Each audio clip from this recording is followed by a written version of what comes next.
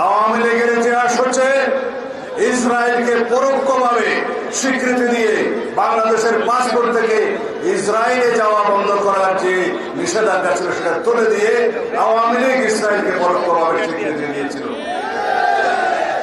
Awami League Israel থেকে আড়ি পাতার যন্ত্র কিনে এদেশের রাজনৈতিক কর্মী সহ সামাজিক কর্মী, মানবাধিকার কর্মীদের জনগণের বিরুদ্ধে আড়ি পাতার যন্ত্র কিনে তারা যে নির্যাতন নিপীড়নের সূচনা করেছে তার সাথে ইসরায়েল জড়িত, ইসরায়েলের সাথে আওয়ামী লীগ জড়িত।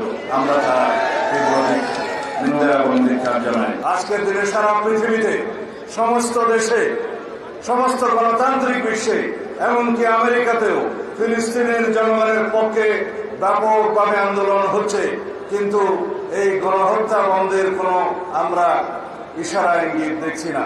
তার জন্য কার্যকর ভূমিকা পালন করার জন্য আমরা সারা বিশ্বের গণতান্ত্রিক সমস্ত দেশের নেতৃবৃন্দকে সোচ্চার হওয়ার আহ্বান জানাই। বিশেষ করে মুসলিম বিশ্বের যারা মূল তাদেরকে আহ্বান জানাবো, আজকে ইসরায়েলের বিপক্ষে আপনাদের ভূমিকা যেহেতু প্রশ্নবিদ্ধ, মুসলিম বিশ্বের নেতৃত্ব দেওয়ার দাবি আপনারা করতে পারেন না। ইসরায়েলে এই মানবতা বিরোধী অপরাধ দমন করার জন্য যা কিছু করা প্রয়োজন তা করা উচিত।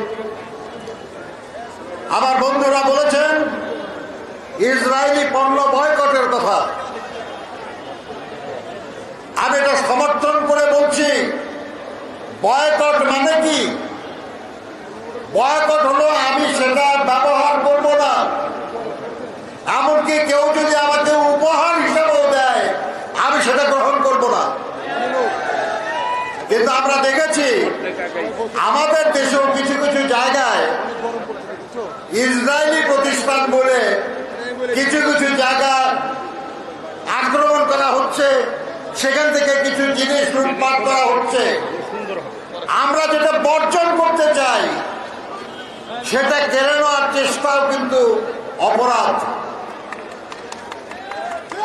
কাজে আমরা অনুরোধ করব, আমরা শান্তিপূর্ণভাবে আমাদের হৃদয়ের সবটুকু ঘৃণা দিয়ে, সবটুকু সাহস দিয়ে আমরা ফিলিস্তিনি জনগণের পক্ষে থাকব। আমার মনে পড়ছে শহীদ রাষ্ট্রপতি জিয়া রহমানের কথা। আমি কৃতজ্ঞ চিত্রে শহীদ রাষ্ট্রপতি জিয়া রহমানের কথা আমি স্মরণ করব, যিনি ইরাক ইরান যুদ্ধের বন্ধে হস্তক্ষেপ করেছিলেন। আমি বিশ্বাস করি যদি আজকে শহীদ রাষ্ট্রপতি জিয়া রহমান বেঁচে থাকতেন, এমন ভূমিকা নিতেন যে ইসরায়েল এই অপকর্ম করার সাহস করত না।